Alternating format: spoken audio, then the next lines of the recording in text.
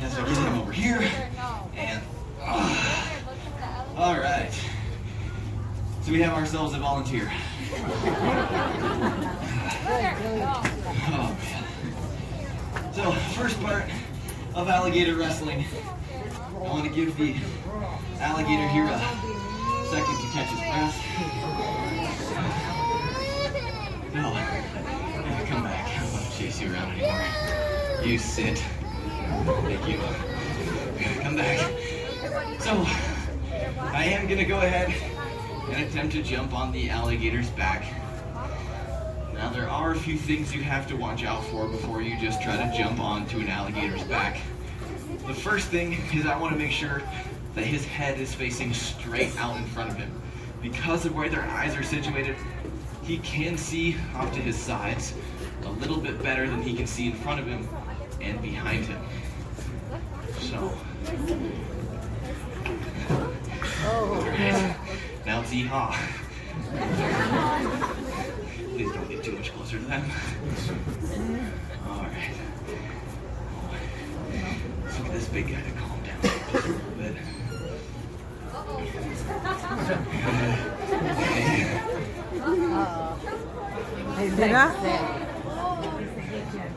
So, as I sit up here, you might start to notice a little bit more activity throughout the pool. Some more might start to creep up here. And if one happens to sneak up behind me, specifically the man-eating Nile back there, please let me know. Alright? So with my alligator here, a couple things as I jump onto his back. First thing you're going to see me do is get my hands onto his neck here, and then we'll get my knees up into the armpits. This is referred to as the safety position. So from here, he is not able to bite me, which is very important to me. But you always want to make sure at no point do you overshoot your safety position. Hey, anyone get wet up there? Don't worry, it's only Gatorade.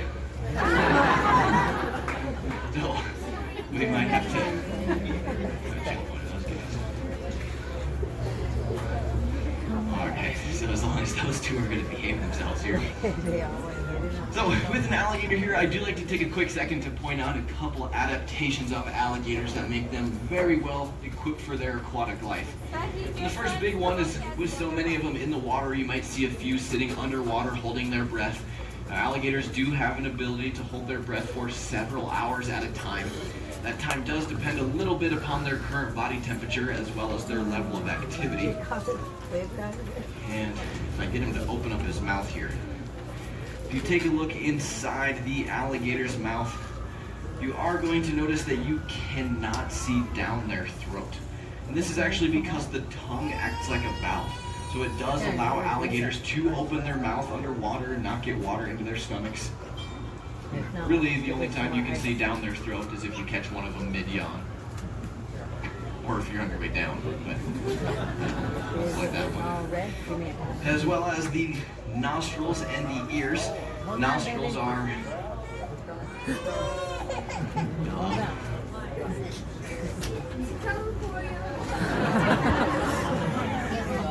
a lot funnier on the outside of the glass. Oh, yeah, yeah. Oh my god.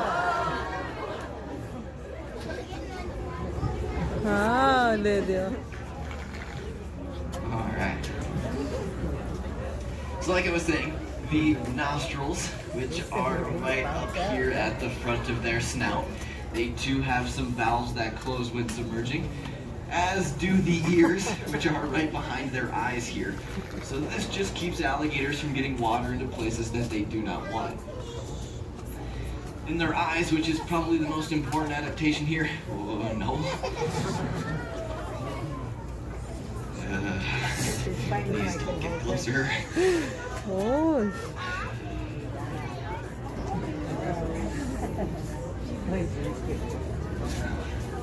All right. Great spot. Oh, lleva el otro. Get away from him. So, Like I was saying, the eyes are one of the most important adaptations here. Their eyes are located right up here on the top of their head, which is a great adaptation for hunting. You're going to see a lot of them sitting in the water holding their breath, possibly with just their eyes above the surface of the water, but mostly submerging their bodies with just the eyes above, as you see these guys creeping over here to my left. So what they're doing is just doing a hunting method. They're going to sit there in the water motionless, waiting for things to come down to get a drink or go for a swim. So their eyes up on the top of their head easily allow them to do this. It does, however, leave their eyes in a bit of a vulnerable position.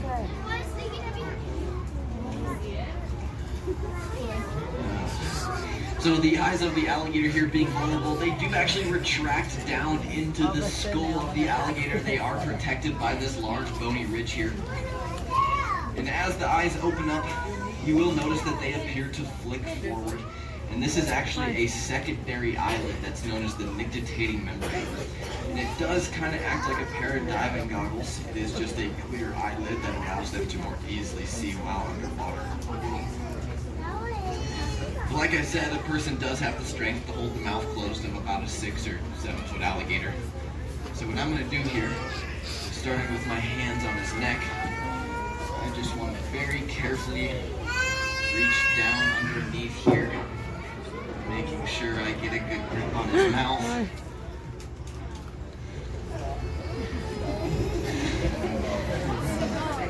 So holding the alligator's mouth shut here, I'm just going to work my way up to the front, where I then rock back with the head.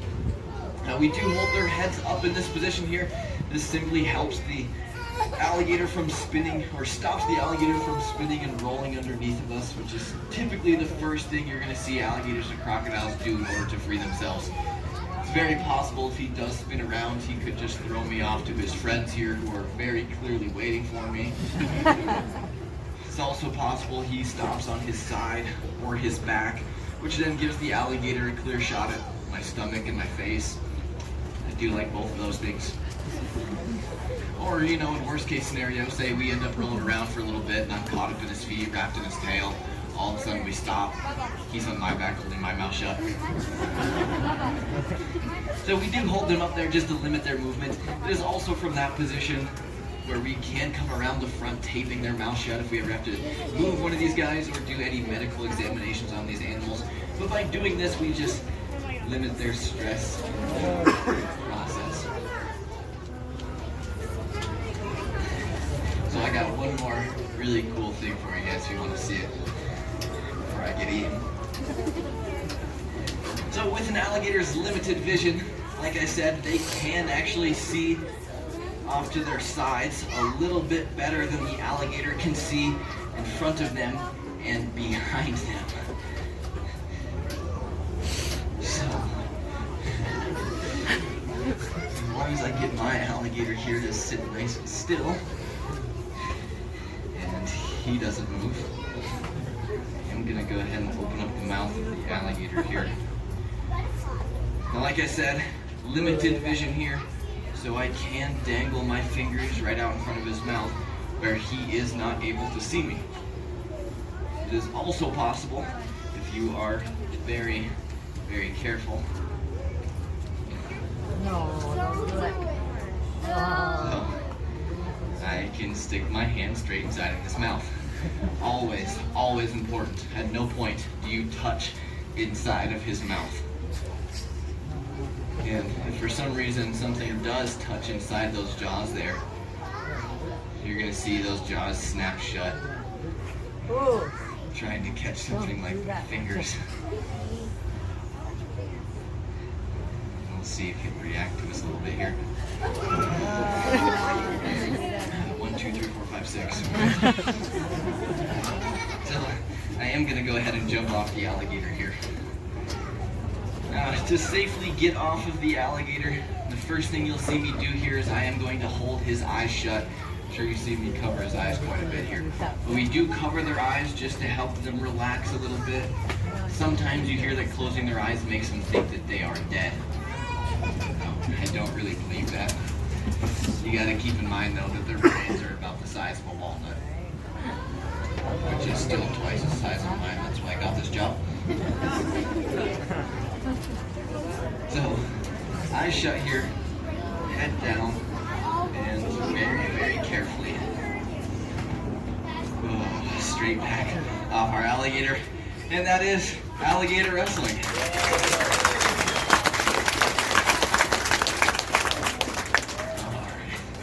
So, now that I have quite a few more alligators and a crocodile up here, it usually means that they are getting a little bit hungry.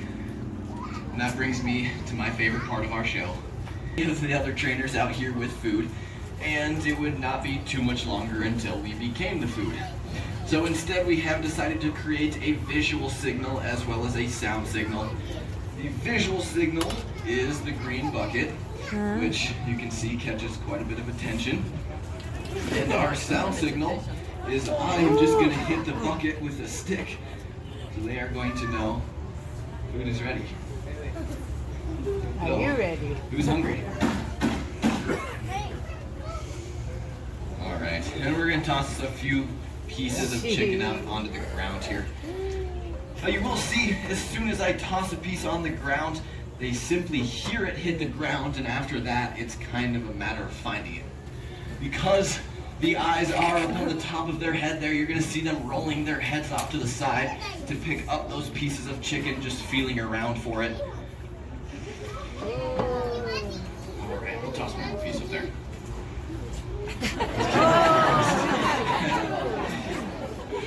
And we'll come over here and feed most of these big guys. Come on, hit the chicken. Oh boy. So you'll see I did give him a pretty good throw. It hit him right in his head. He still missed it. That is a great sign. He's a Packers fan. So, get out of the way. We're going around you. All right. And a few more alligators and crocodiles. Come on. It's up here. Come on. Oh boy, you missed it. One more try. Come on. Get the chicken. There you go. So you're going to see as a bunch of these alligators and crocodiles grab pieces of chicken, they start to make a bit of a chewing motion with their mouth. Because you have left it right there. You were hitting it with your face. So as they grab the pieces of chicken, they start to make chewing motions with their mouth. This is not them chewing the chicken at all. They are just arranging it around in their mouth that allows them to more easily swallow the pieces of chicken. All right. And I'll go back over here. Need a few more of these big guys. That guy had a... Yeah. You guys aren't getting any better at this, are you? There you go. So, with the amount of chicken I have here, I obviously do not have enough to feed every single one of them, but because they are cold-blooded, they do have some relatively slow metabolisms, so they actually have no problem waiting a few days, weeks, some of them even months without meals. And there is a group of big Niles in Africa that only have one substantial meal a year, that is during a wildebeest migration. And giving pieces to some of these ones up front here in the water, you will see them bring their heads up above the surface to swallow the pieces. This is because that tongue does act like a valve, so they cannot swallow still underwater. Give a piece to our volunteer here. There you go. And I got one more piece of chicken. Little guy right in front of you. Albert? Yeah. I don't know, it's pretty easy. Yeah, Albert's buddy's gonna climb over his head. No, we'll give the piece of chicken to some of these smaller guys up here. No, you missed. I'm sorry, I got some chicken. That was my last piece. So, that is the end of my chicken I have with me here today. I do actually have one more quick surprise for you guys. So I'm gonna run back here, wash off my hands real quick.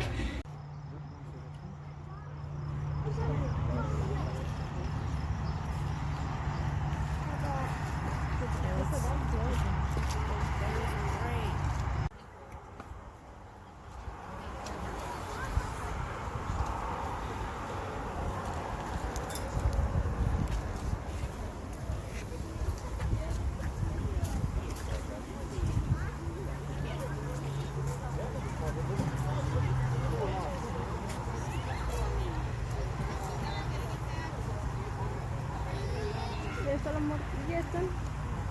No, mira. They're fighting.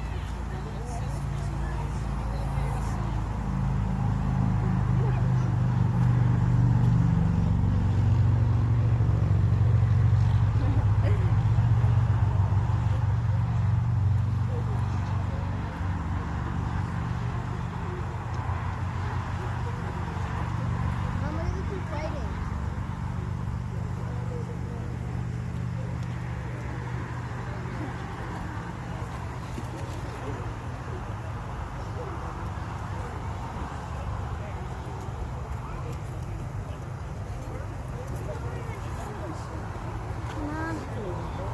Yan, vamos a estoy quedando fuera. Vamos, ¿cómo se nos sé?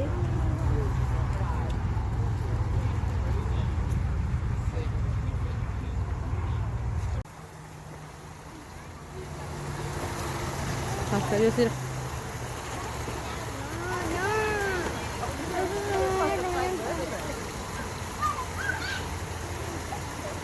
Ya me estoy muriendo.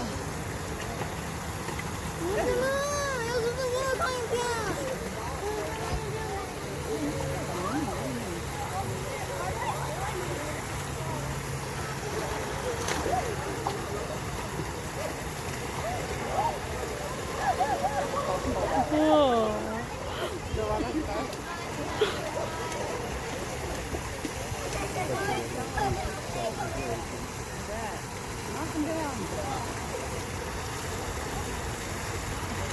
Mira que.